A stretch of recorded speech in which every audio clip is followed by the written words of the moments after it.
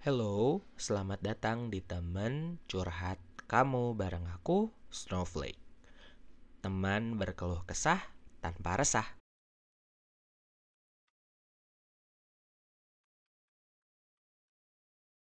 Oke, di video kali ini aku bakal bahas perbedaan work-life balance antara startup sama small business. Oke, yuk kita langsung aja bahas. Nah, ini agak panjang jadi kita harus baca dulu ya, biar sama-sama ngerti. Jadi small business compared to startup take less of a risk and duties, which makes it to where it is possible to combine work and personal life well enough. At the same time, a life of business person is full of calls unknown for those who work 9 to 6 p.m. Thus, in a very elementary stage, any business will require high efforts, but in time, work and personal life ratio has to be balanced. Oke, jadi kalau misalnya aku lihat di sini bisa dibilang work life balance itu possible atau mungkin. Oke, possible atau mungkin. Nah, sedangkan kalau misalnya untuk startup, kita coba baca ya. Startup, if there are investors funds, the company will start making profit earlier, considering it there is no time to lose.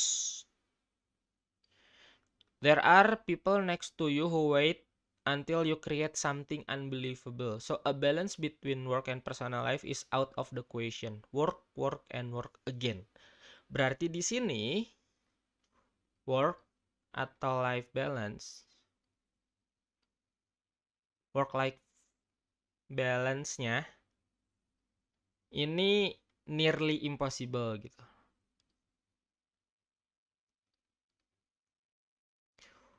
Ada kemungkinan nggak bisa gitu loh. Karena oke, kalau misalnya kita lihat ya, kita bahas karakteristiknya.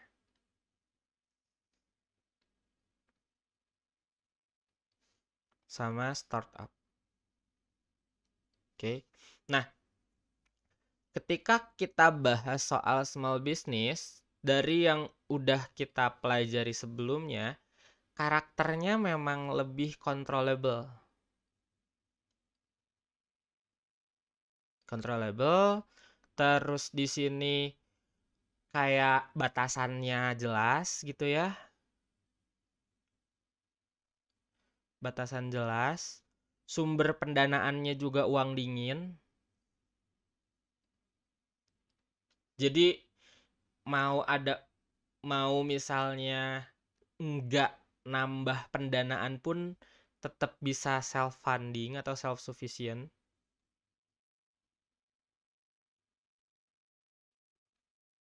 Oke, kita ambil 4 ini aja dulu. Oke, yang pertama controllable, yang kedua batasannya jelas. Dalam artian batasan jelas ini tuh udah ditentukan ya, udah ditentukan sama owner. Owner ditentukan. Ditentukan owner. Nah, uangnya dingin dan bisa self sufficient. Tapi kalau misalnya startup, ini bisa dibilang ownernya tuh nggak punya kontrol sepenuhnya gitu loh. Kontrol ini bukan sepenuhnya ada di owner, tapi ada di investor juga. Gitu. Remember tadi bilang apa di awal? Startup, if there are investors fund, the company will start making profit earlier. Karena investor ini pengen nyari duit, gitu kan? Dan kalau ngomongin startup, batasannya tuh nggak ada. Batasan itu nol, nggak ada gitu. Jadi kalau misalnya ada di video sebelumnya yang ngomongin soal jasa konten kreator yang mungkin awalnya dari IG, tapi nanti ada opportunity buat TikTok, dia bakal ngejar ke TikTok, dia bakal ngejar ke YouTube, dia bakal ngejar ke sosial media platform lain, dia mungkin bakal ngejar ke Pinterest, dia mungkin bakal ngejar ke hal lain gitu loh. Yang pada akhirnya gimana caranya duit si investor ini balik plus bunga. Makanya aku bilangnya uang panas. Gitu. Nah, sampai kapanpun, kecuali misalnya kita punya duit sebanyak itu buat ngebalikin uang investor plus bunganya, jadi di sini ya dependen gitu jatuhnya. Dependen sama pendanaan.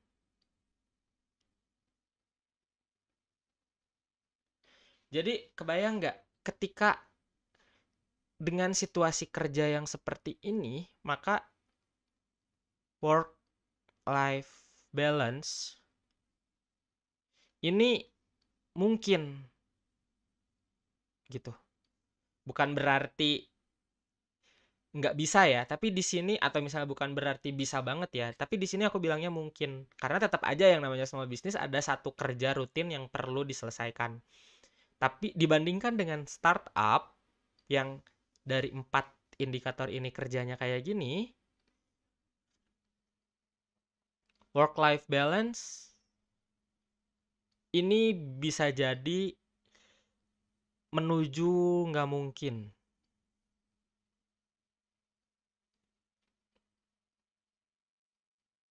Bukan berarti sama sekali nggak mungkin, tapi menuju nggak mungkin. Karena si grow-nya ini bener-bener yang harus digenjot terus gitu loh. Yang harus bener-bener ngelihat potensi pasar. Oh, ini ada jasa konten TikTok nih. Wah, ini ada sekarang YouTube Short nih gitu. Wah, YouTube Short bisa cari duit juga. Oke, startup untuk konten kreator kita bikin YouTube Short. Kita bikin channel YouTube yang isinya short semua, nanti kita jual channelnya. Terus atau misalnya apapun gitu yang sampai akhirnya dia mengikuti kebutuhan pasar. Mengikuti kebutuhan pasar buat menguasai pasar. Tapi kalau di small business ya udah ketika emang jatuhnya fokusnya di YouTube aja ya. Kalau misalnya nanti ada short berarti mereka cuma nge-expand sampai short doang. Sampai short udah bisa monet dapat short, dibikin tutorialnya dan segala macam, mereka jualan jasa buat yuk bikin short yang banyak yuk, or kita monet dari short yuk, sini gue bantuin gitu. Atau jual jasanya buat or jual akunnya juga bisa. Tapi udah sampai situ aja. Kalau ini enggak gitu. Jadi kemungkinan besar si work life balance-nya menuju nggak mungkin untuk ngejar duit investor ini balik plus bunga. Karena investornya mau muterin lagi duitnya lagi, muterin lagi gitu. Kebayang nggak sampai sini? Coba apa yang kamu pelajari tulis di komentar, oke? Thank you guys for watching. Dan langsung aja subscribe, terus nyalain notifikasinya biar kamu nggak ketinggalan update video selanjutnya.